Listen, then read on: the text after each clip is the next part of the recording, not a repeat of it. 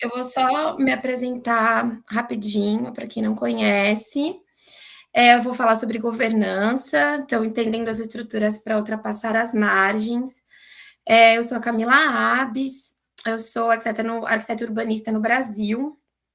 É, eu passei por diversos redicionamentos da vida, então, assim, me formei na faculdade, depois que eu acabei de me formar, na verdade, eu tive uma ziquezira com a formação, mas consegui me formar, fui morar 1 ano na Coreia do Sul, depois voltei, fui morar em Macaé, no Rio de Janeiro.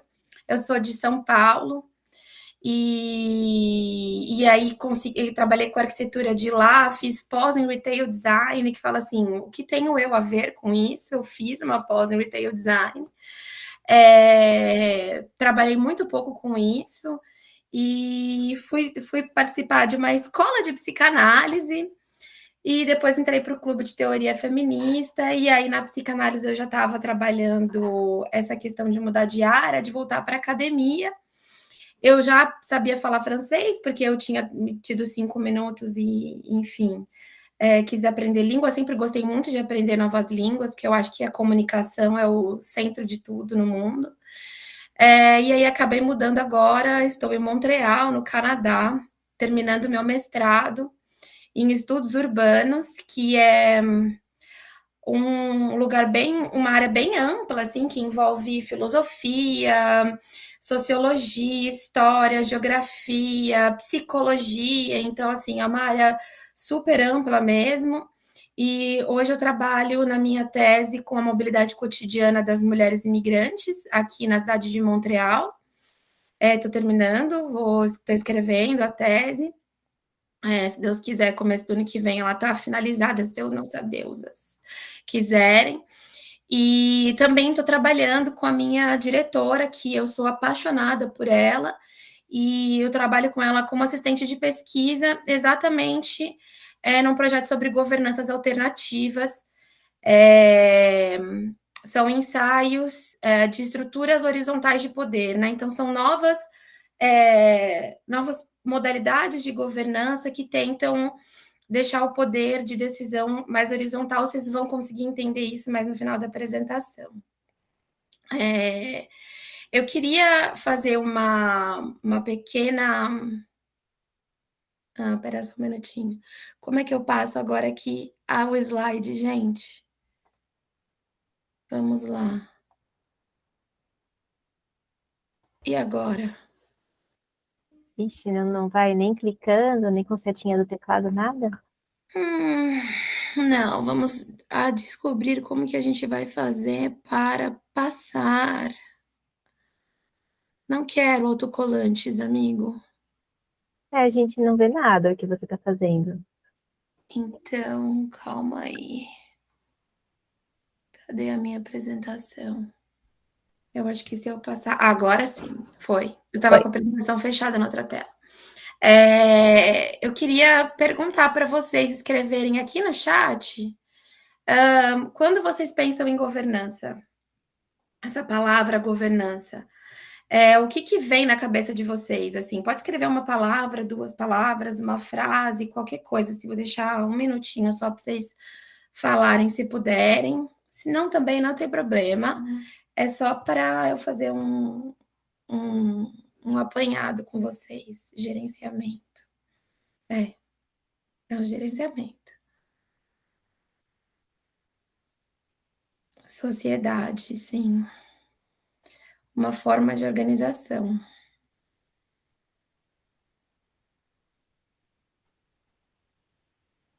Se alguém quiser abrir o microfone para falar, também pode, tá?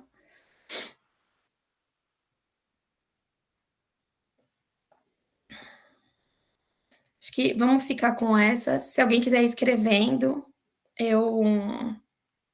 Organização também, sim. É, aqui, essa é uma dinâmica, uma foto, sim, como governar algo, estruturas para tomar decisão. Essa é uma dinâmica que a gente fez na faculdade, exatamente no primeiro dia de aula de governança, e a gente teve uma troca bem interessante, e as palavras que estão circuladas estão em francês, mas eu vou colocar para vocês e não é difícil, né? Então, poder, atores. Então, assim, a definição geral, eu não vou ficar trazendo para vocês toda a definição acadêmica, as diversas vertentes da governança, eu quero dar um panorama geral mesmo sobre essa área. Então, na definição geral, governança, ela é o processo, são as regras, né? Como que funciona essa relação entre os atores que moldam como decisões são tomadas. Então, ela é exatamente as dinâmicas de poder, né? Então, a governança é como se estruturam as dinâmicas de poder. Então, existe, às vezes, algumas confusões entre governança e governo. Depois eu vou explicar melhor, ilustrar melhor essa diferença. Mas o governo é o ato em si. E a governança é a estrutura que organiza, né, que movimenta essa máquina até a gente chegar no poder. E a governança, a gente pode entender ela como essa coordenação entre múltiplos atores. E quando a gente fala atores, eu não estou falando só de pessoas, eu estou falando de pessoas, de organizações, né? O dinheiro, ele é um ator, né, nos sistemas de governança, então o financiamento ele funciona como um ator ali no sistema de governança, a população é um ator em si também, né, e às vezes a necessidade também ela funciona ali como um ator. Então a governança é uma área muito, muito ampla e que ela está presente em diversas esferas da nossa vida. Para eu fazer uma analogia, eu gosto bastante eu adoro analogias, e aí eu posso dizer para vocês que a governança é como um brinquedo de montar com manual. Então, eu sou uma pessoa que sou alucinada por Lego e sempre gostei. E eu enxergo a governança como aquela caixinha do Lego que vem com manual de instrução e esse amontoado de peças que no primeiro momento você olha e você não sabe muito bem o que fazer com essas peças. Então você vai olhando o manual e você vai entendendo como que elas se encaixam. E elas se encaixam para formar um objeto no final, né? Que seja um caminhão, um carro, uma árvore, um castelo, o que está proposto ali naquele manual. E por que é importante a gente olhar para isso? Né? Porque a primeira vez que você olha esse amontoado de peças, quando você não tem familiaridade com esse brinquedo, você vai falar assim: nossa, não vai sair nada disso. Quando você vê o produto final e que você passa pelo processo de montagem, você começa a entender qual que é a função de cada peça ali naquele mecanismo. Então, se é um caminhão que tem aquela rampinha que levanta, você vai entender que esse encaixe da peça faz com que essa rampa funcione e levante dessa forma. E aí, você entendendo isso, você consegue falar assim, poxa, mas se eu não quiser vazar um caminhão, se eu quiser agora construir uma ponte com essas mesmas peças, eu consigo. Então você consegue ter agência sobre aquelas peças e sobre aquele movimento. Então você consegue ter ideias de outras formas de fazer diferente. Então, eu acho que a governança tem muito isso. Né? Então, quando a gente estuda a governança, a gente está estudando todas essas dinâmicas. Como que essas peças, então, as instituições, as pessoas, as regras, os recursos, como que eles se organizam para chegar num objetivo final? E como influenciar decisões e produzir esses resultados. Então, se eu domino a governança, né, eu consigo influenciar, eu consigo mudar os resultados, eu consigo fazer diferente. Né? E é uma coisa que a gente fala tanto. Né, no clube, nos nossos estudos, todas nós que estamos aqui falando sobre a forma mulheril de fazer, então a gente fala sobre a gente precisa conhecer essa estrutura, porque se a gente não conhecer as estruturas que estão ao nosso redor, a gente não consegue fazer muita coisa, né? Chega uma hora que você é barrado, você não consegue mais avançar, porque você dá de cara com a estrutura e você não sabe, cadê a brecha para eu entrar? Então, quando a gente conhece, a gente pode tirar peças, a gente pode adicionar peças e a gente pode mudar essa dinâmica conforme a nossa necessidade. Então, para quem entender governança, né? É isso que eu estou falando. A governança ela está por trás de praticamente todas as decisões que organizam a nossa vida. Então, entender a governança é ganhar mais ferramentas para agir no mundo, né? Então, como que eu consigo partir para a ação? Entendendo como que aquele mecanismo funciona. Se vocês tiverem alguma dúvida, se eu estiver indo rápido, se eu tiver, enfim, vocês podem ir colocando aqui no chat ou me interromper, não tem problema nenhum. Mas assim, acho que por enquanto tá dando para entender, né? Tá. Então, todos nós que estamos presentes no mundo hoje estamos dentro de um sistema de governança, mesmo sem perceber. Então, a empresa que você trabalha, ela tem um sistema de governança, né? Tem muitas empresas, aqui no Canadá é uma regra, no Brasil eu não estou familiarizada, então eu não posso dizer com toda certeza, mas todos os sites seja ONG, seja empresa privada, empresa pública, eles têm uma aba de governança. Então, vai estar lá todos os atores envolvidos naquela empresa e como que essa estrutura é formada. Então, quem que é o diretor, quem que quem são os coordenadores, o que cabe a cada um. Então, ela está presente ali. A escola, né, que a gente estuda, ou que o nosso filho estuda, a universidade, ela tem um sistema de governança, né? Então, tem ali o reitor, tem ali a associação de mestres, tem a associação de pais, quando é uma escola de criança, ou quando é uma universidade, vai ter lá os grêmios estudantis, vão ter as associações de cada faculdade dentro daquela universidade. Então, vai ter a associação de pais estudantes, vai ter a associação. Tudo isso a gente fala que são dispositivos de governança, né? Então, são dispositivos que se unem a um dispositivo maior que para a gente entender aonde que faz as dinâmicas, como se dão as dinâmicas daquele processo. Então, a nossa cidade, ela também tem diversos dispositivos e níveis de governança, né? Então, a gente tem desde o sistema político, do político base, né, que rege uma cidade, igual prefeitos, vereadores, mas a gente tem também os conselhos de bairro, a gente tem as associações de moradores, né? Se você mora em condomínio, tem ali a assembleia do seu condomínio, né? Então, tudo isso é a área da governança, né? Então, tudo isso está inclusa na área da governança, e mesmo que a gente não perceba. A feirinha do seu bairro, se ela for uma feira de produtores locais, de produtores de cooperativa, a cooperativa ela tem a sua governança, né?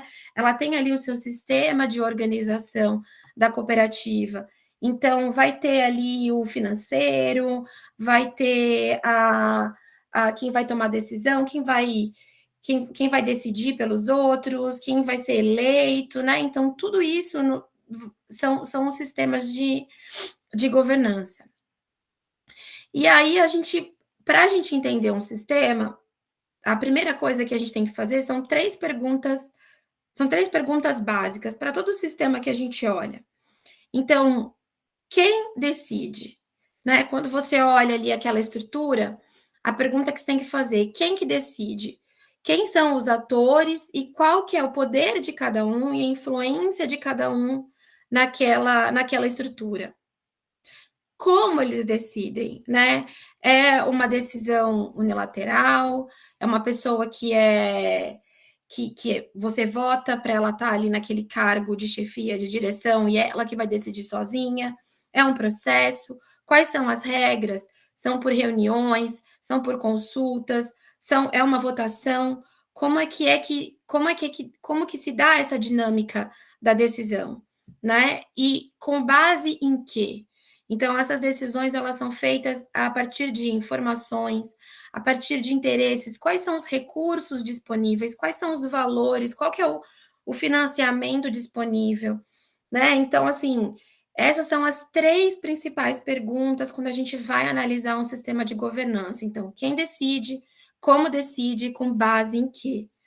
E aí é uma pergunta extra, mas que eu acho que é extremamente importante: quem fica de fora? Então, quando a gente começa a estudar governança, a gente começa a perceber que que esses sistemas, eles incluem e excluem pessoas. Então, quem está dentro é importante, mas a gente também tem que olhar quem está de fora, para a gente poder mudar, né? Ou então simplesmente entender como é que funciona. Então, a gente entender sobre a governança, ela permite olhar essas janelas de oportunidade, né? Então, eu entendendo um processo, eu consigo ver aonde tem as aberturas, por onde que eu posso entrar. Então, qual que é o ponto de entrada, né, para a minha participação real nesse sistema? E tem a questão também da gente entender aonde que as decisões elas são feitas. Se elas são feitas com transparência, sem transparência. Então, quando você vai olhar um governo corrupto ou um governo autoritário, ele vai ter menos com certeza ele vai ter menos transparência nos processos de governança deles, né? Porque eles estão querendo esconder informações. Então, quanto mais estruturado, quanto mais transparente é o processo de governança, a gente consegue ter acesso às informações e saber o que é que está acontecendo, né? Então, tem alguns lugares que esse estudo ele não é nem permitido, né? Então, quando a gente tem ditaduras e coisas do tipo, a gente não consegue estudar essas estruturas. Então, quando a gente sabe aonde a decisão acontece, é quando a gente pode atuar para transformar.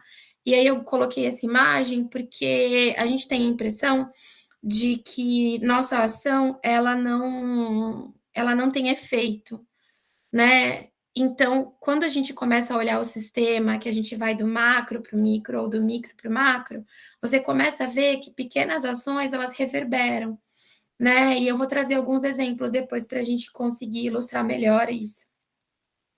Eu coloquei como sugestão vocês assistirem o documentário do Apocalipse nos Trópicos da Petra Costa.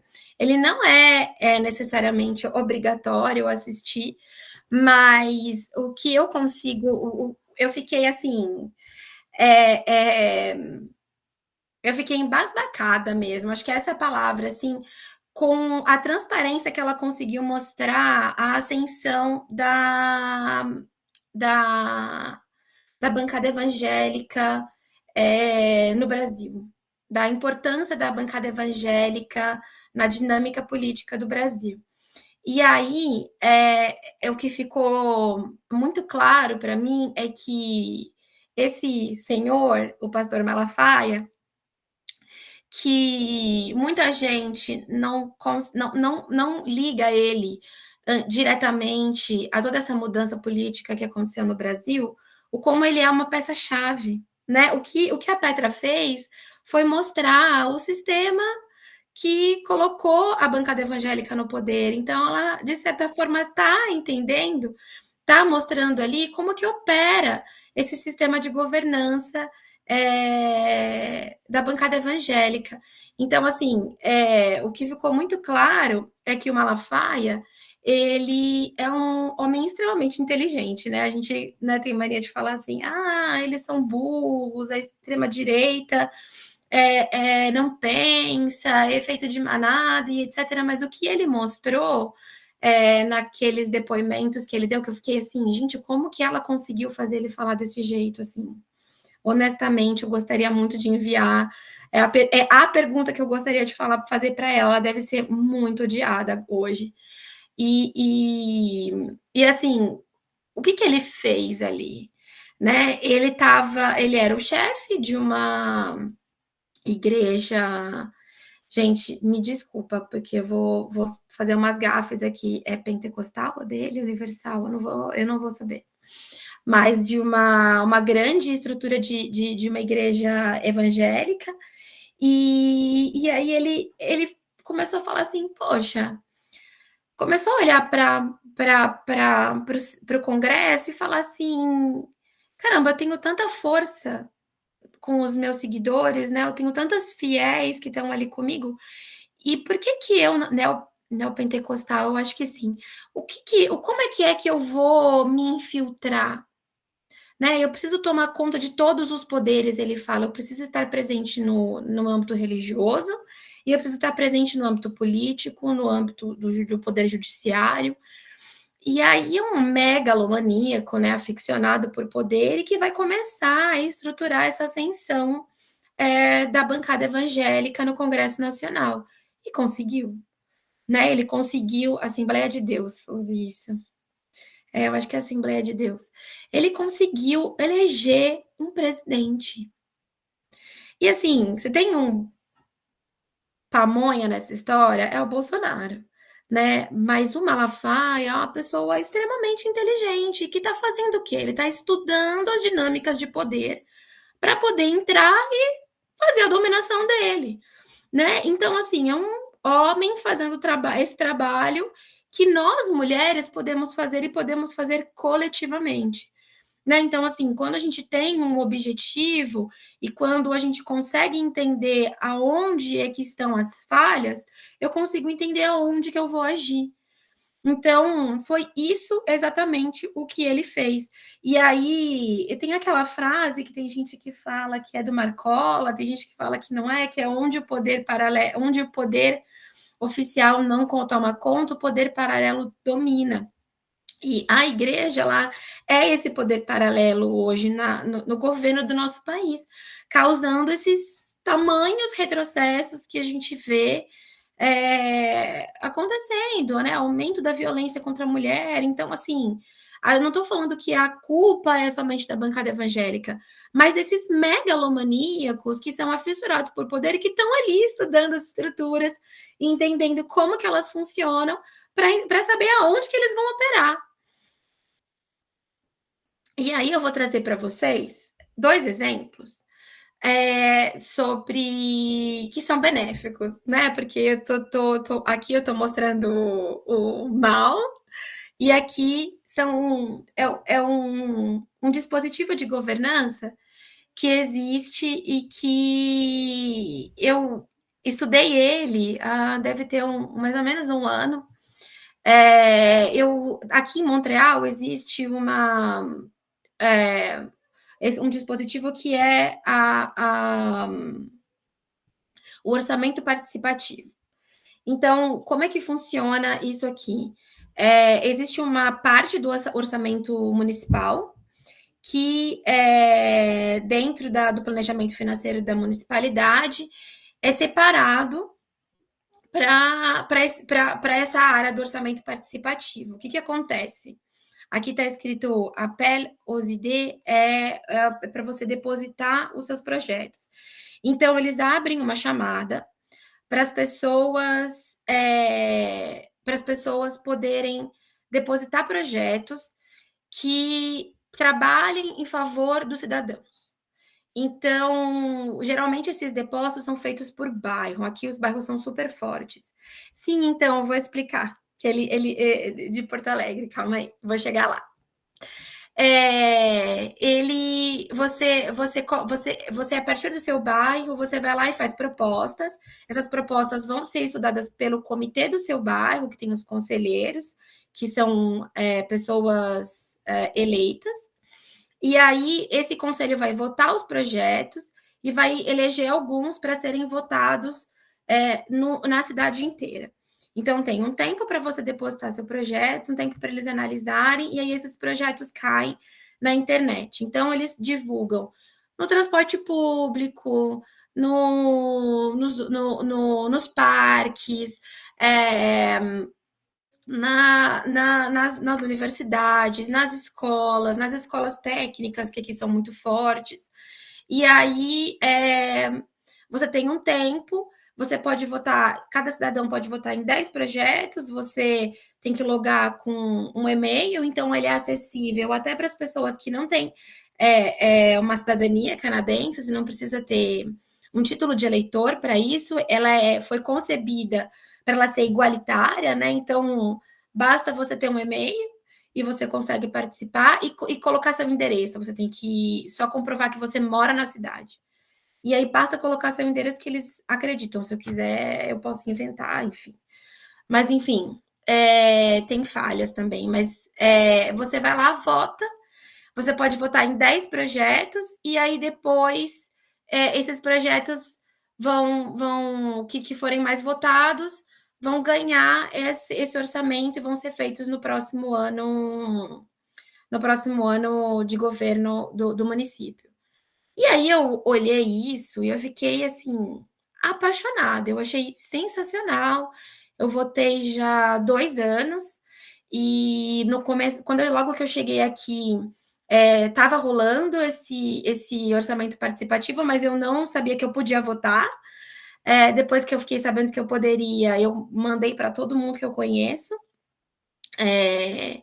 E aí eu fiquei assim, nossa, que demais. E conversando com as mulheres do clube, uma delas, eu acho que foi a Ana Maria, virou e falou assim: Cami, isso daí existe em Porto Alegre. E eu, ah, sério? Sério. E aí eu fui pesquisar. E esse dispositivo de governança existe em Porto Alegre desde 1989. Ele foi instituído em Porto Alegre por um governo do PT, logo na época da Constituinte, aquela coisa, aquele burburinho todo, aquela mobilização cidadã enorme. Inclusive, fica a dica para quem quiser entender um pouco do sistema de governança que operava naquele momento do Brasil. Escute o podcast, escute as mais velhas, porque elas falam muito sobre a participação feminina na Constituinte. Então, é sensacional esse podcast. E aí eu fui olhar e assim, ele existe em Porto Alegre desde 1989. Ele foi criado em Porto Alegre em 1989. E aí eu fui conversar com meu professor na universidade, que eu estava tendo aula na época. Não era minha professora de governança, mas ele é também planejador urbano. E aí ele virou e falou assim: a mulher dele é portuguesa. Então ele tem muito acesso a estudos do Brasil, porque ele sabe falar português e ele consegue ler por causa da mulher dele. E aí ele virou e falou assim para mim, ele falou: o Brasil me fascina. A quantidade de coisas que vocês produzem na Universidade do Brasil é maravilhosa. E aí ele virou e falou assim: o orçamento de Montreal, ele é neto do orçamento participativo de Porto Alegre. E aí eu tive acesso a um vídeo de uma pesquisadora, se eu não me engano, americana, que foi para Porto Alegre estudar o orçamento participativo de Porto Alegre e produzir artigos, que ela foi estudar exatamente esse dispositivo de governança e produzir artigos em inglês que chegaram no mundo inteiro. Então, hoje a gente tem cidades, não só Porto Alegre, como outras cidades do Brasil, que tem esse orçamento participativo. Eu posso estar enganada, mas até onde eu pesquisei, em São Paulo não tem. Mas ele nasceu no Brasil, gente, assim, sabe? Aí quando a gente tá aqui, eu juro, eu fiquei assim, oi, eu nunca ouvi falar do orçamento participativo de Porto Alegre enquanto estava no Brasil. E aí eles fazem essas comissões, então eles levam nas comunidades as possibilidades, né? Fazem reuniões com os moradores, com as associações de moradores, né? E acolhem as pessoas para decidir sobre projetos que vão ter um impacto direto no cotidiano delas, né? Então a gente está falando ontem a gente falou, teve uma conversa com a Mariana sobre os parquinhos pelo mundo, então a gente tem votação sobre melhoria de parques e praças no nosso bairro, né? Então uma parte do orçamento ela pode ser destinada a isso. A gente tem orçamentos que são votados para melhorar estruturas em escolas públicas, então reformar ginásios. A gente tem votação que podem ser destinadas à melhoria do saneamento básico em bairros de periferia, por exemplo, né, que estão afastados das grandes estruturas dos centros das cidades. A gente pode votar para um projeto de inclusão social também, então criação de um centro comunitário, criação de uma organização para pessoas, enfim, aqui eu estou agora acostumada com os termos daqui, desculpa, gente, não é frescura, mas eles falam aqui sobre minoria visível, que seria a população marginalizada do Brasil, talvez, a população preta, indígena, né? Então aqui eles chamam de minoria visível. Então a gente pode usar esse orçamento, e é um orçamento que ele está planejado, né, para dar essa voz aos cidadãos, né? Então, que a gente pode participar e votar, é um financiamento que já existe, um orçamento, um dinheiro que já está ali. Porque quando a gente estuda governança, o que fica muito claro é que, como nós vivemos no mundo capitalista, as dinâmicas de poder, elas operam em paralelo com as dinâmicas do dinheiro, né? Então, a gente não consegue falar sobre o sistema de governança sem falar de financiamento. Então, é muito importante também a gente começar a conversar. A gente teve palestras no webinário que falam sobre planejamento financeiro para mulheres, sobre direito de mulheres, né? E aqui a gente está falando sobre direito dos cidadãos, né? Sobre organizações comunitárias que existem e que a gente pode usar para a melhoria da nossa qualidade de vida. E aí eu excluí, mas até que eu fui rapidinha, vai. Eu excluí algumas outras apresentações que eu queria fazer sobre dispositivos que existem, mas a gente tem também os ofícios de consultação pública. Eles existem aqui e eles existem no Brasil também, em diferentes níveis. Vou voltar lá só para não perder. Os ofícios de consultação pública, eles servem para as grandes decisões que são tomadas nas nossas cidades. Então, o que acontece? A prefeitura ela quer mudar o zoneamento de um bairro. Então, ela não pode fazer isso sozinha. Ela vai ter que consultar os cidadãos sobre esse novo projeto.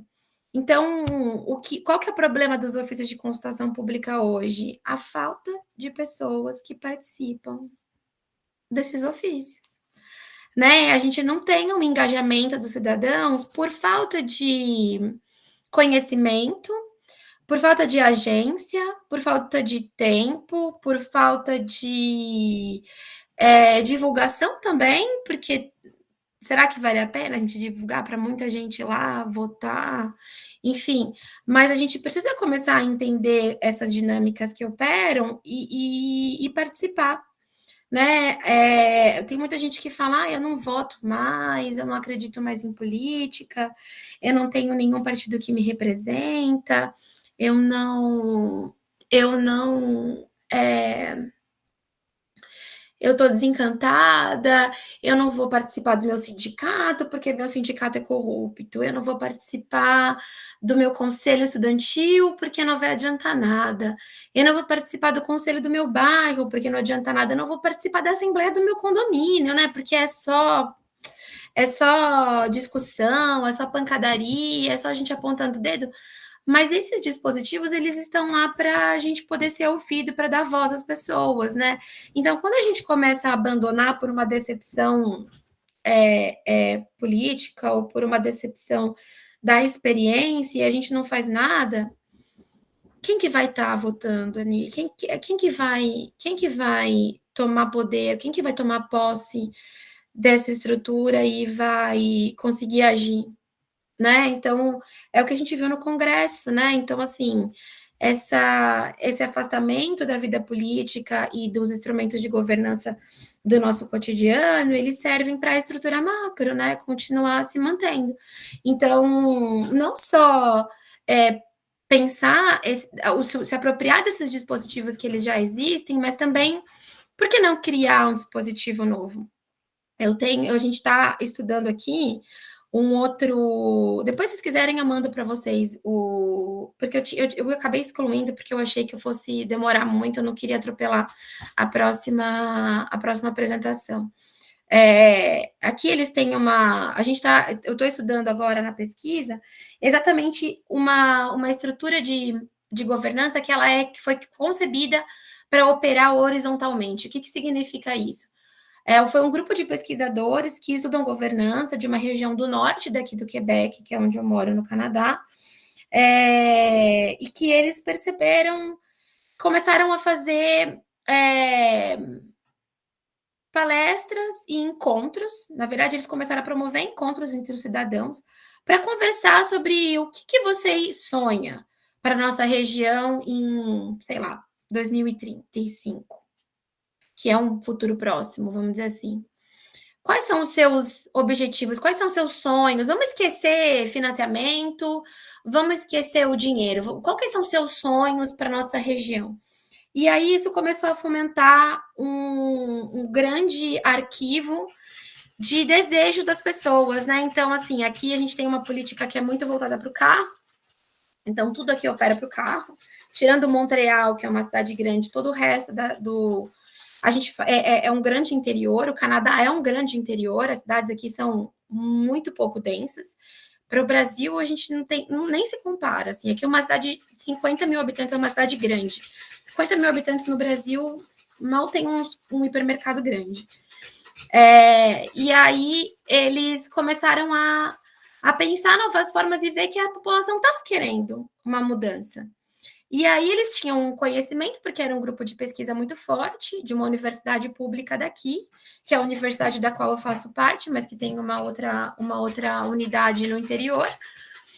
E aí eles começaram a promover fóruns, começaram a mobilizar os atores da região, então eles começaram a mobilizar a empresa, começar a procurar financiamento, onde que a gente pode encontrar um financiamento, onde a gente tem um fundo que a gente pode utilizar para os nossos projetos.